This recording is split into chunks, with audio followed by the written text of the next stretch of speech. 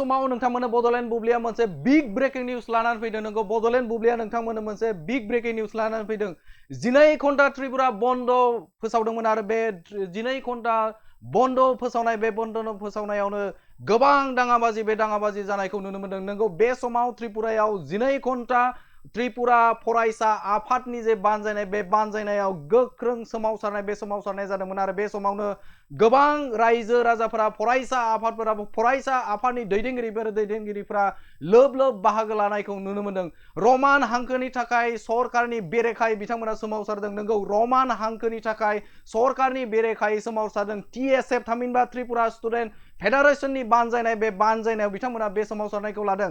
ककबर' राव फेहेरनांगौनि थांखि लानानै बिथाङा रमान हांखो सोमावसारदों। नोंगौ ओनसोलनि ककबर' बे ककबर'खौ फेहेरनायनि थाखाय बिथांमोना सोमावसारदों। त्रिपुरा फेडारेशन स्टुडेन्ट फेडारेशन बे फेडारेशना बिथांमोना सोमावसारनायखौ बे समाव नुनो मोनदों। लोब लोब फरायसा आफादफोर बे फरायसा आफादनि दैदेनगिरिफोरा बाहागो लानानै बे सोमावसारनायाव बाहागो लानानै जाफुंसार खालामनायखौ बे समाव नुनो मोनदों। आरो बे समाव 12 घन्टा बन्द फोसावनायखौ आगरतला थामहिनबा त्रिपुरानि राजथावनि आगरतला बे आगरतलायाव बे सोमावसारनाय हाबाफारिखौ लानायखौ नुनो मोनदों। बे समाव नोंथांमोना बड'लेण्ड बुब्लिया नुनो मोनदों। बेवहाय बड'लेण्ड बुब्लिनि गेजेराव नुनो मोनदों नैबे स्क्रिनाव बेवहाय गोबां लोब लोब फरायसा आफाद बे फरायसा आफादा बाहागो लादों आरो फरायसा आरो नैबे पुलिसनि गेजेराव मोनसे दाङाबाजि थासारि बे थासारिखौ नोंथांमोना नुनो मोनदों। टायार सावनानै बिथांमोना सोमावसारनाय बे सोमावसारनायखौ लांनायखौ नुनो मोनदों। टायार सावनानै बिथांमोना सोमावसारदों।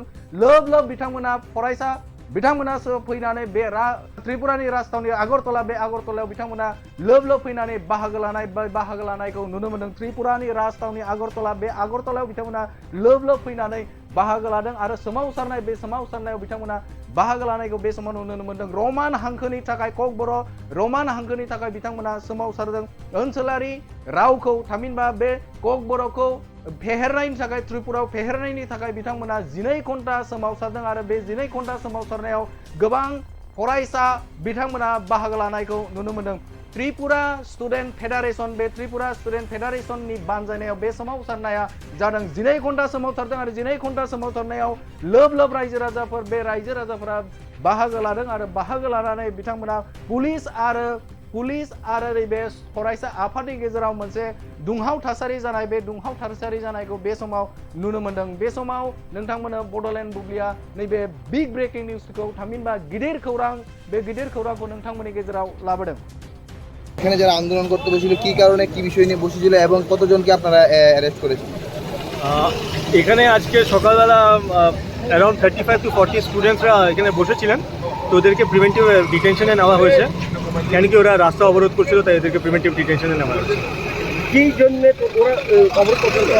ওদের রোমান স্ক্রিপ্টের ডিমান্ডের ব্যাপার নিয়ে ওনারা প্রদর্শন করছিলেন। থ্রু অফ দ্য স্টেট এটা চলছে, অনেক মাল্টিপল লোকেশনে এখানে হচ্ছিল। তো আজকে ওরা এখানে প্রদর্শন করার সময় রাস্তা অবরোধ করেছে, হুইচ ওয়াজ ইলিগাল, তো ওদেরকে ডিটেনশনে নেওয়া হয়েছে। ওরা কোন অর্গানাইজেশন স্যার? এখানে তো এটা আমব্রেলা অর্গানাইজেশন, অনেক অর্গানাইজেশনের মেম্বাররা আছে, বেসিক্যালি TSF এর মেম্বাররা আছে। কতজন কে আপনারা অ্যারেস্ট করেছেন? এখন তো পুরো অ্যাকচুয়াল কাউন্টটা বলা সম্ভব না, মানে ডিটেনশন সেন্টার থেকে নাম নিয়ে ওদেরকে অ্যাকচুয়াল কাউন্ট আমরা জানাবো। But most probably 35 to 40 approx. আরও কি রয়েছে আপনার জানার মতো কোনো জায়গায় হেজিটেশন? এখন তো অনেক লোকেশনে আছে, সিমিলার কারবাই করা হচ্ছে, এদের সাথে নেগোসিয়েশন চলছে। তো সবই স্টুডেন্ট সব কোঅপারেট করছে। TSF যেহেতু আপনি নাম নিয়েছেন, ওরা আজকে স্ট্রাইক ডেকেছিল। জি। তো আপনার যে অ্যারেস্ট করেছেন এটা আপনার রাস্তা অবরোধের অভিযোগে বা তো ওরা যে স্ট্রাইক করেছে ডিটেইন করা হয়েছে। হ্যাঁ, ওদেরকে প্রিভেন্টিভ ডিটেনশনে নেওয়া হয়েছে। না স্ট্রাইক ডেকেছিল তারা, আপনারা কি জানেন, নলেজে আছে?